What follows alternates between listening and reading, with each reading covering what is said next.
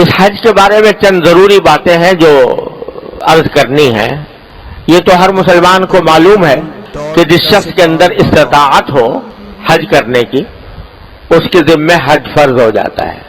چنانچہ قرآن کریم نے ارشاد فرمایا وَلِلَّهِ عَلَى النَّاسِ حِجُّ الْبَيْتِ مَنِ اسْتَطَاعَ إِلَيْهِ سَبِيلًا کہ اللہ کے لیے تمام لوگوں پر واجب ہے، فرض ہے کہ وہ بیت اللہ کا حج کریں، لیکن ساتھ میں یہ قید لگا دی من استطاع الیہ سبیلا، جو وہاں تک اس راستہ قطع کر کے وہاں تک پہنچنے کی استطاعت رکھتا ہو. اب استطاعت کا لفظ بڑا عام ہے. کوئی آدمی اگر ایسی جگہ رہتا ہے کہ پیدل جا سکتا ہے اور پیدل جانے کی استطاعت رکھتا ہے اس پر بھی حج فرض ہے. کوئی آدمی ہے جس کے پاس اپنی کوئی سواری ہے اور اس پر جانے کی صلاحیت رکھتا ہے، استطاعت رکھتا ہے، اس پر بھی حج فرض ہے. کوئی دور رہتا ہے اور وہاں سے بیت اللہ شریف تک پہنچنے کے لیے اس کو خرچہ کرنا پڑتا ہے تو اتنا خرچہ اس کے پاس موجود ہو کہ وہ جا کر حج کر سکے، اس پر بھی فرض ہے.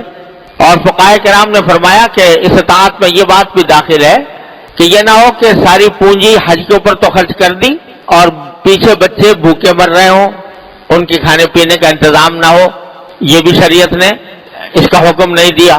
لہذا استطاعت میں یہ بھی داخل ہے کہ خود خرچہ بھی برداشت کر سکے اور پیچھے جن کو اہل و عیال کو چھوڑ کر جا رہا ہے ان کے کھانے پینے کا، ان کی ضروریات کا انتظام بھی موجود ہو، تو اس کے ذمے حج فرض ہو جاتا ہے. اب آج کل کے حساب سے وہ چونکہ حج جو ہے وہ ایک سرکاری انتظام میں کیا جاتا ہے یا کچھ پرائیویٹ تنظیمیں ہیں جو انتظام میں کرتی ہیں، مقدار ہے حج کے خرچے کی وہ معلوم ہے.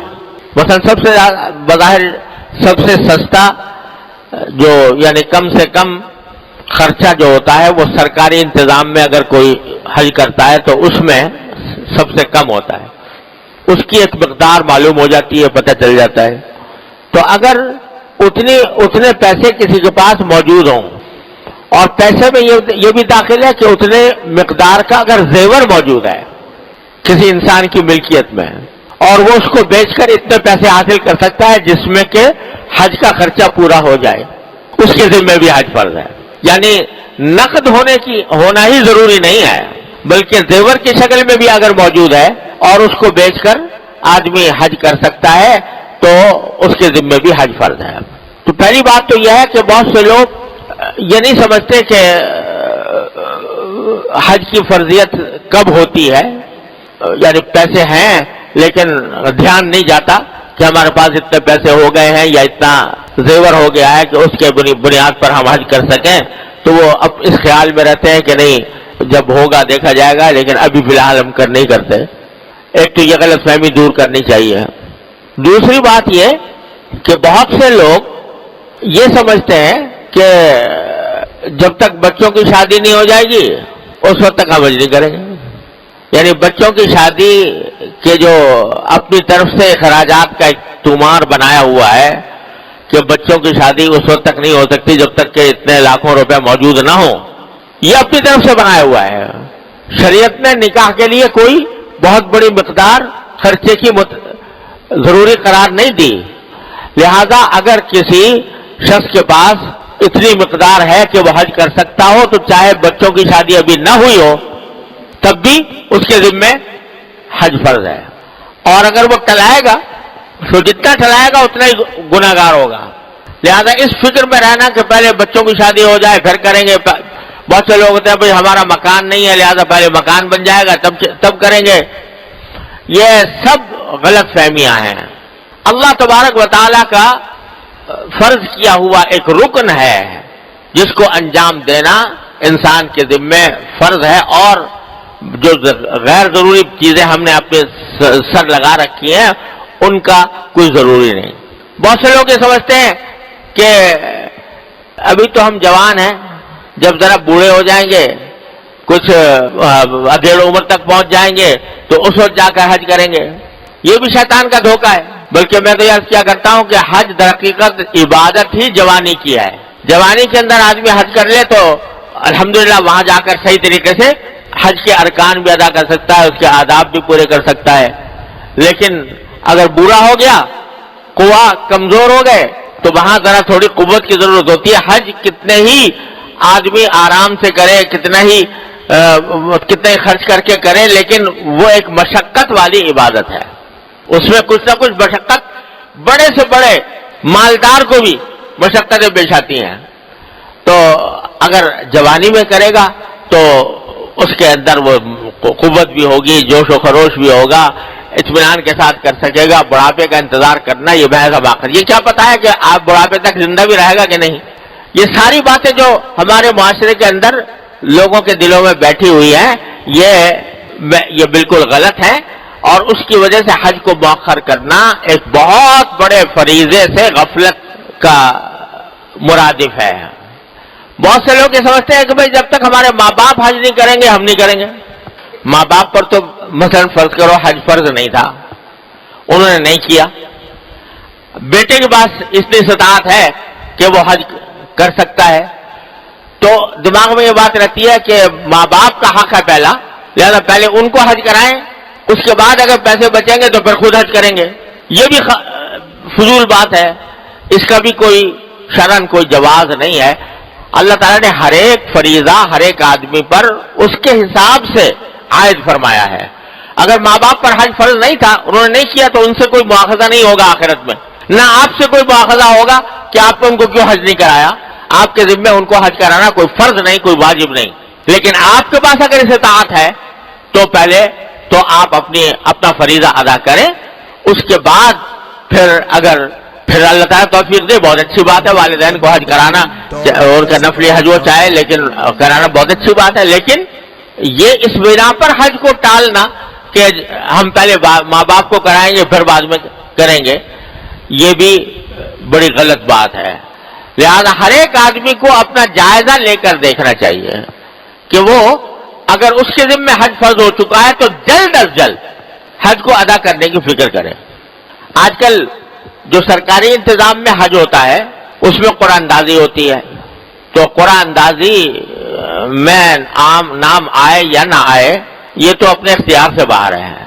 لیکن قرآن اندازی کے لیے نام پیش کر دینا یہ فرض ہے اس شخص کے ذمہ جس کے ذمہ حج فرض ہو چکا ہو. پھر فرض کرو اگر نام نہیں آیا تو انشاءاللہ اللہ تعالیٰ کیا معذور ہوگا، اگلے سال کوشش کر لے. لیکن اگر فرض کرو قرآن اندازی میں بھی نام نہ دیا تو اس کے معنی کہ فریضے سے غفلت اختیار کی، گناہگار ہوا. اور قرآن اندازی میں نام دینے کے بعد اگر فرض کرو نام نہ نکلا اور اس وجہ سے نہ جا سکا تو یہ بھی ضروری ہے کہ وہ وصیت لکھے کہ چونکہ میرے اوپر حج فرض ہو چکا ہے لیکن قرآن اندازی کے اندر میرا نام نہیں آیا، اس واسطے میں نہیں جا سکا، تو اگر حج کرنے سے پہلے میرا انتقال ہو جائے تو میرے ترکے سے حج بدل کرایا جائے. یہ اس کے ذمہ ضروری ہے کہ وہ اپنے یہ وصیت لکھ کے جائے. اور یہ بھی سمجھ لیجئے کہ اگر کوئی شخص یہ وصیت لکھ کے جائے گا کہ میں اگر مر جاؤں تو میرے ورثہ میری طرف سے حج بدل کرائیں، تو ورثہ پر بھی 1/3 مال کی حد تک تو واجب ہے. جتنا ترکہ چھوڑا ہے اگر اس کے 1/3 1/3 کے اندر اگر حج ہو سکتا ہو تو ان کے ذمہ واجب ہے کہ حج بدل کرائیں. لیکن اگر 1/3 میں حج نہ ہو سکتا ہو تو ان کے ذمہ فرض نہیں رہے گا، ان کے ذمہ واجب نہیں رہے گا. وہ چاہے تو کرائیں چاہے تو نہ کرائیں. تو اس لیے ہر انسان کو ہر وقت یہ فکر کرنی چاہیے، اپنی طرف سے اہتمام کرنا چاہیے کہ جو میری قدرت میں ہے وہ میں کام کر گزروں حج کی ادائیگی کے لیے. بعض لوگ سوچتے ہیں بھائی حج میں اتنا آج کل تو اچھا خاصے پیسے خرچ ہوا، 3-4 لاکھ شاید ہو جاتے ہیں، تو اگر اتنا پیسے خرچ کر لیے تو بعد میں پتہ نہیں ہمارا کیا بنے گا. تو بھائی آج تک ہم نے کبھی دیکھا نہیں کہ کوئی شخص حج کرنے کی وجہ سے مفلس ہو گیا ہو. 1400 سال کی تاریخ میں ایسی کوئی مثال موجود نہیں ہے کہ حج کرنے کی وجہ سے کوئی آدمی مفلس ہو گیا ہو. اللہ تبارک و تعالیٰ نے اپنے فضل و کرم سے ایسا کرم فرمایا ہوا ہے کہ جو حج کے اوپر اگر کوئی آدمی خرچ کرتا ہے جب واپس آتا ہے تو اللہ تبارک و تعالیٰ اس کا غیب سے انتظام فرما دیتے ہیں. اللہ تعالیٰ نے اس کی بے شمار مثالیں ہمارے سامنے رکھی ہیں. ایک بات تو یہ تو تھی حج فرض کی کہ یہ آدمی ہر مسلمان جس کے پاس اتنے پیسے ہوں اس کے ذمہ حج فرض ہے. اور یہ جو مختلف طریقوں سے لوگ جو ہے ٹلاتے رہتے ہیں، یہ گناہ ہے اور حتی الامکان فرض ہے کہ حج کی ادائیگی ادا کی جائے۔ دوسرے بہرحال ہر مسلمان کو چاہے اس پر حج فرض ہو یا نہ ہو، شوق تو ہوتا ہے، دل میں ایک آرزو ہوتی ہے بیت اللہ شریف کے حاضری کی، وہاں پر عبادت کرنے کی۔ کون مسلمان ایسا ہے جس کے دل میں یہ جذبہ، یہ شوق نہ ہو؟ اور اس انتظار بہت سے لوگ ہوتے ہیں جن کی جو اس قسم کی استطاعت نہیں رکھتے، تو فرض تو نہیں ہے ان کے ذمے، لیکن ان کا دل کا جذبہ ہوتا ہے، شوق ہوتا ہے کہ کسی طرح اللہ تعالیٰ وہاں پہنچا دے۔ تو اس کے لیے میں ایک بات عرض کرتا ہوں کہ اگر واقعی شوق ہے اور اللہ تبارک و تعالیٰ کی اس عظیم عبادت کی ادائیگی کا جذبہ ہے، تو پھر اس محض دل کے شوق اور دل کی تمنا کافی نہیں ہے، تھوڑا سا اس کی طرف قدم بڑھائے آدمی، قدم یہ بڑھائے کہ کچھ اس کے لیے الگ جمع کرنے کی کوشش کرے۔ میرے ایک بھائی ہیں، انہوں نے ایک مرتبہ میرے والد ماجد رحمۃ اللہ علیہ سے عرض کیا کہ، بلکہ اس سے زیادہ واضح مثال میں آپ کو دوں، میری ایک ہمشیرہ تھی، بہن تھی، انتقال ہو گیا اب۔ وہ بیچاری مالی اعتبار سے کمزور تھی، تو ایک دن انہوں نے حضرت والد صاحب رحمۃ اللہ علیہ سے ذکر کیا کہ مجھے حج کرنے کا بڑا شوق ہے۔ تو حضرت والد صاحب نے فرمایا شوق ہے کہ جی ہاں شوق تو بہت ہے۔ کہا کہ نہیں تمہیں شوق نہیں ہے۔ تو اس پر وہ بڑے وہ ہے کہ نہیں ہمیں تو بڑا شوق ہے۔ کہا یہ پوچھو، یہ بتاؤ تم نے اس کے لیے کوئی پیسے جمع کیے؟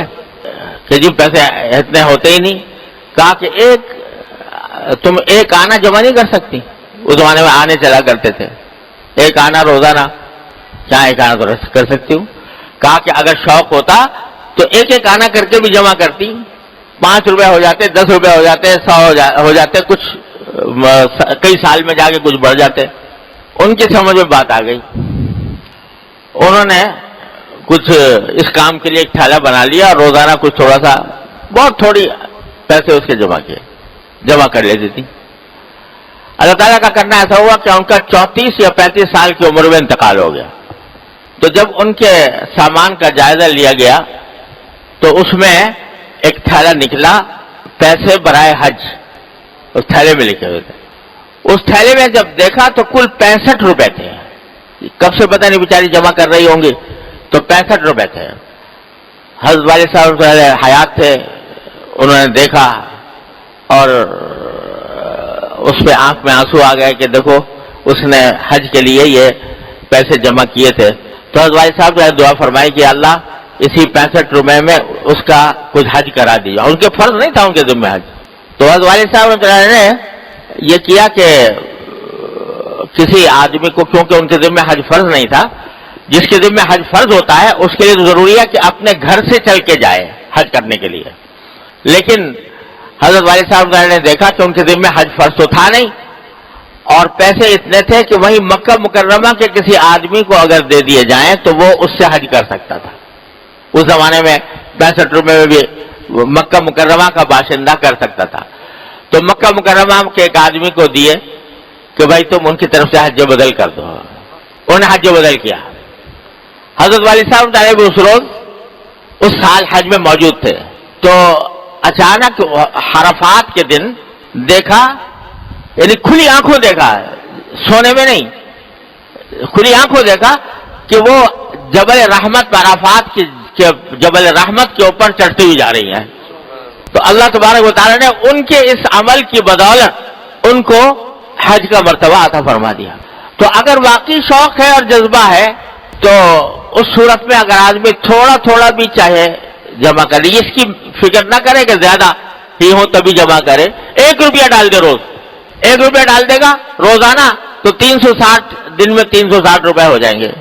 اللہ تبارک و تعالیٰ کے ہاں پیسے کی کمی زیادتی کا حساب نہیں ہوتا، اللہ تعالیٰ اس جذبے کا کے اوپر انسان کو اجر عطا فرماتے ہیں جو انسان کے دل میں ہے، لیکن وہ جذبہ کسی عملی شکل میں اس کا مظاہرہ ہونا چاہیے، اور وہ یہ ادنا ترین مظاہرہ یہ ہے۔ تو جن کے ذمہ فرض ہے وہ تو فوراً کوشش کریں کہ جتنا بھی ہو سکے وہ ادا کر دیں جلد از جلد. اور یہ فضول باتیں جو دل میں بٹھائی ہوئی ہیں کہ بوڑھا ہو کے کریں گے یا والدین کو پہلے کرائیں گے یا شادی پہلے کریں گے یا مکان پہلے بنائیں گے، یہ سب فضول باتیں ہیں. ان کو چھوڑ کر اللہ تعالیٰ کے نام پر اللہ تعالیٰ کا فریضہ ادا کیا جائے.